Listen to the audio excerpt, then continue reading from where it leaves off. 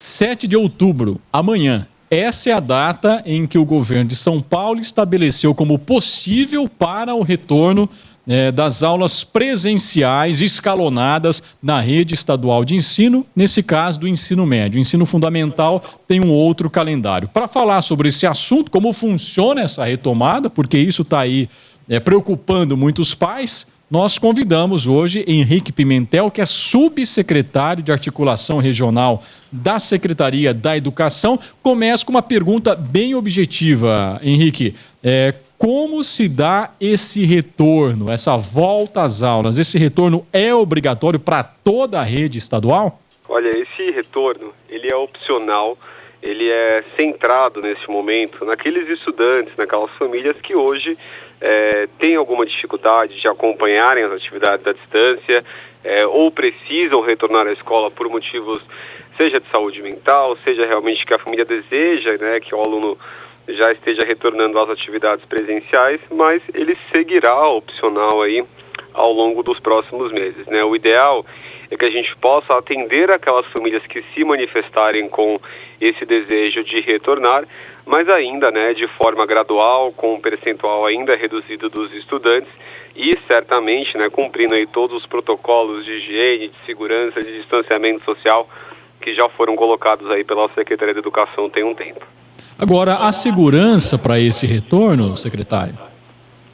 Com certeza há segurança para esse retorno. Se não houvesse segurança, não haveria retorno. Acho que esse foi sempre uma condição que a gente colocou aqui para a retomada das atividades presenciais. Nós já compramos e entregamos nas diretorias de ensino e nas escolas que se manifestaram positivas ao retorno, ou seja, que já falaram que vão voltar, equipamentos de proteção individual como máscaras, face shields, totens de álcool gel, sabonete, toalha de papel, para todas as escolas poderem estar equipadas com segurança. A gente também transferiu uma verba extra agora para as escolas para compras adicionais que as escolas queiram fazer, através do programa Dinheiro Direto na Escola Paulista. Então, certamente essa é uma preocupação nossa e nenhuma escola que não tenha condições de cumprir os protocolos de higiene, distanciamento social, será autorizada a retornar pela Secretaria da Educação. Agora, os municípios têm autonomia para estabelecer se a rede volta a funcionar no seu território ou não. No caso de Araraquara, o município já deliberou que não há possibilidade de retorno aqui, mesmo na rede estadual. Os municípios podem ter essa posição contrária ao que a rede prega?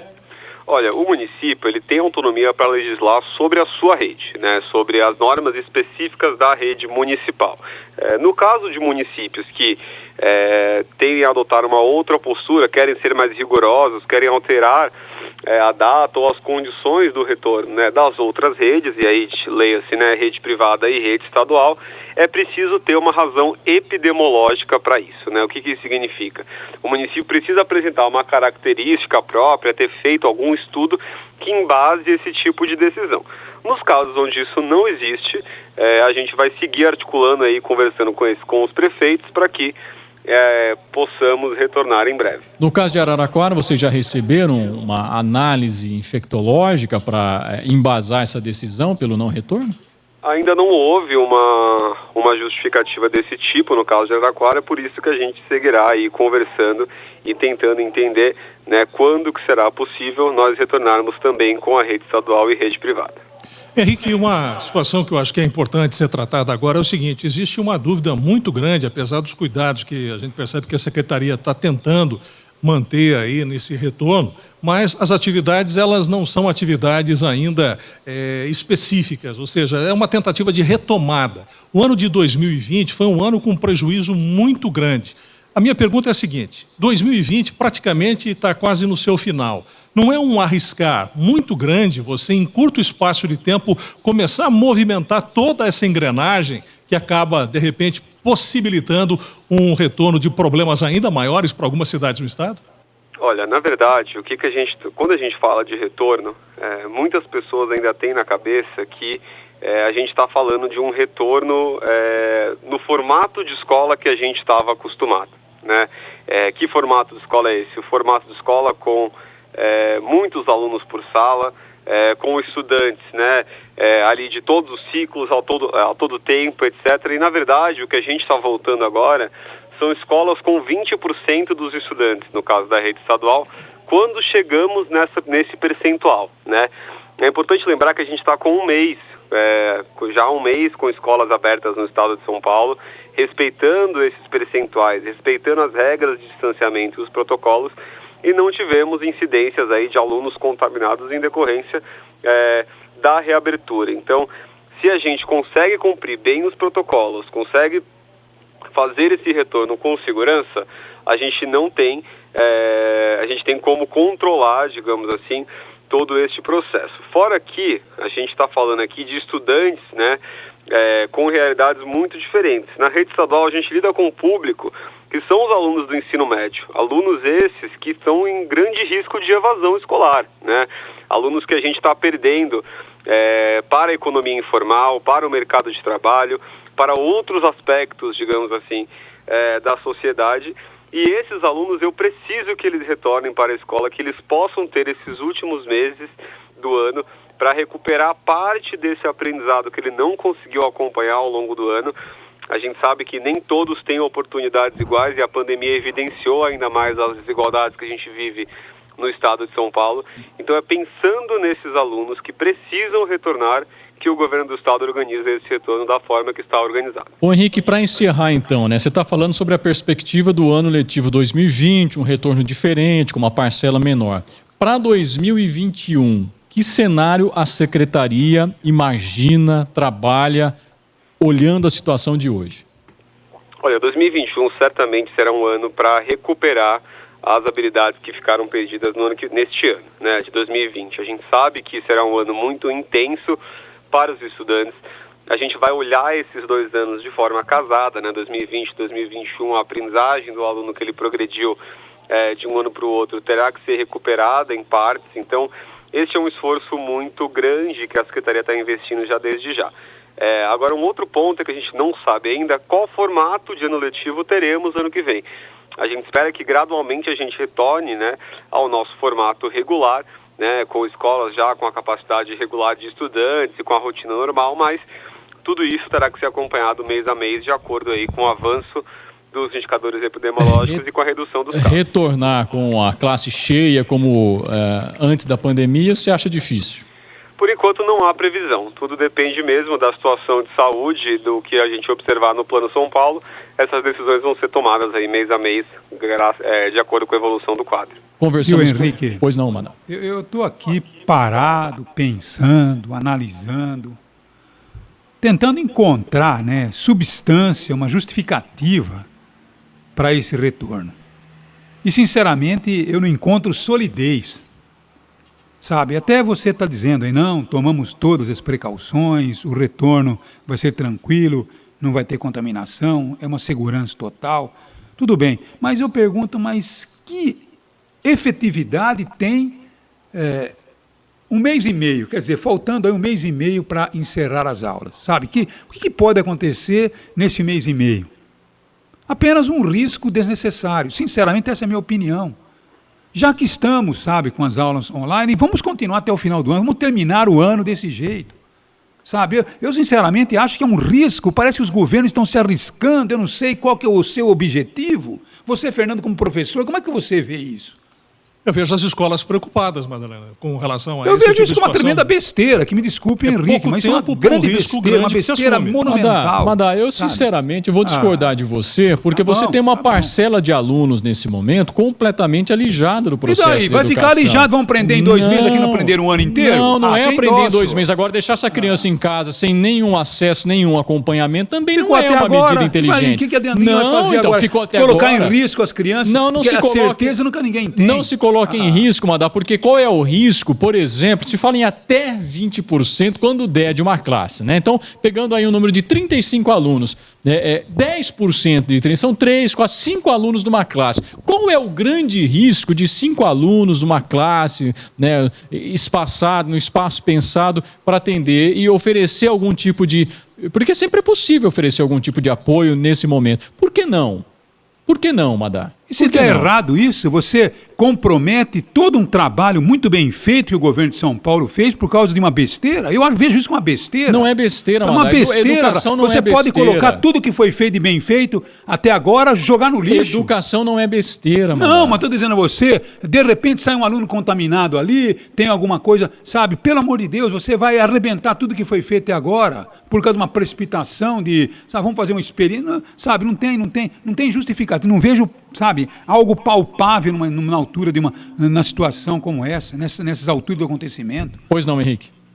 Bom, acho que, primeiro ponto, né? Concordo 100%, Fernando. Educação não é besteira, educação é prioridade. Educação tem que ser sempre o foco de uma sociedade. Eu, como governo de Estado, eu não vou me negar a atender o aluno que precisa, o aluno que quer retornar e o aluno que pode evadir da escola.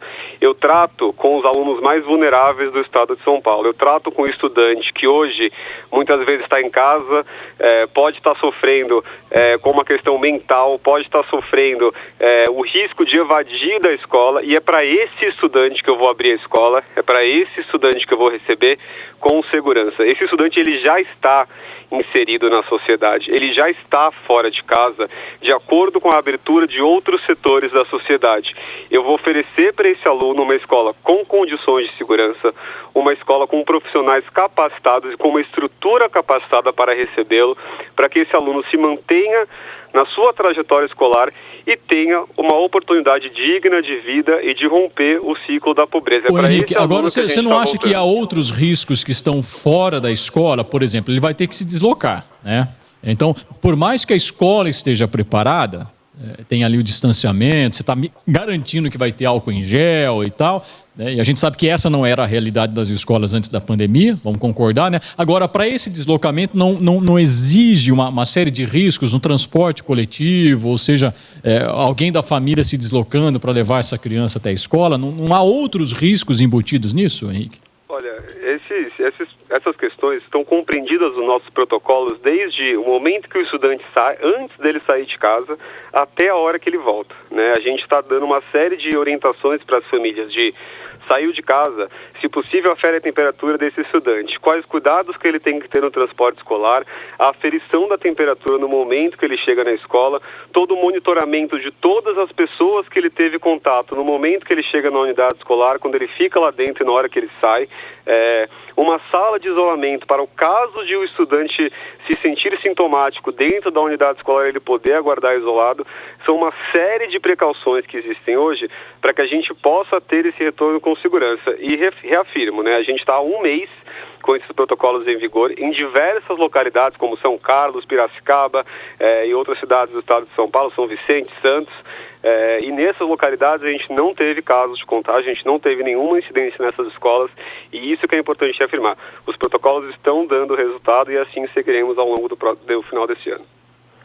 Fernando Madar, mais alguma questão? Não, eu já dei a minha opinião aqui. Eu também acho que um mês e meio não vai refrescar em nada, né? Eu creio que o governo deveria dar assistência a essas crianças que estão na situação que o Henrique revelou, que são as mais vulneráveis. Então, eu creio que seria talvez muito mais fácil buscar alguma solução para essas crianças em vulnerabilidade do que voltar às aulas num momento como esse. Você tem toda a razão, Luiz Antônio. Tem todo um trajeto. Essas crianças é que eles retornem para a escola. Essa é a solução que dá para essa criança. Dentro de casa, esse aluno não está tendo o apoio que ele precisa. Na escola ele pode encontrar, e é por isso que a gente está abrindo. Tem alguns países na Europa que estão voltando atrás na abertura das aulas.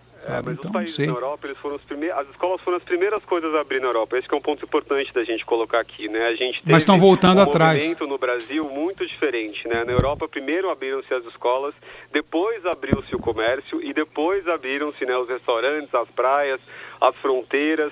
Então, a segunda onda que está acontecendo hoje na Europa, ela tem que ser avaliada por uma série de outras questões e de um novo convívio social que se instaurou na Europa nos últimos meses, né? Não pelas escolas. Esse é um ponto bem importante.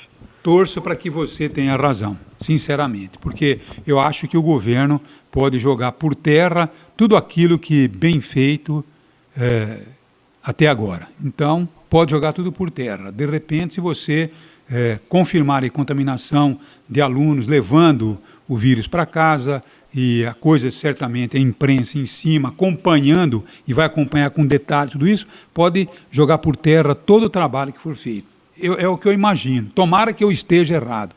Obrigado, Henrique. Me desculpe a minha discordância, mas, como jornalista, eu estou vendo realmente uma coisa como algo precipitado. É a minha opinião. Henrique Pimentel, obrigado pela participação. Obrigado a todos, um bom dia, bom trabalho para vocês.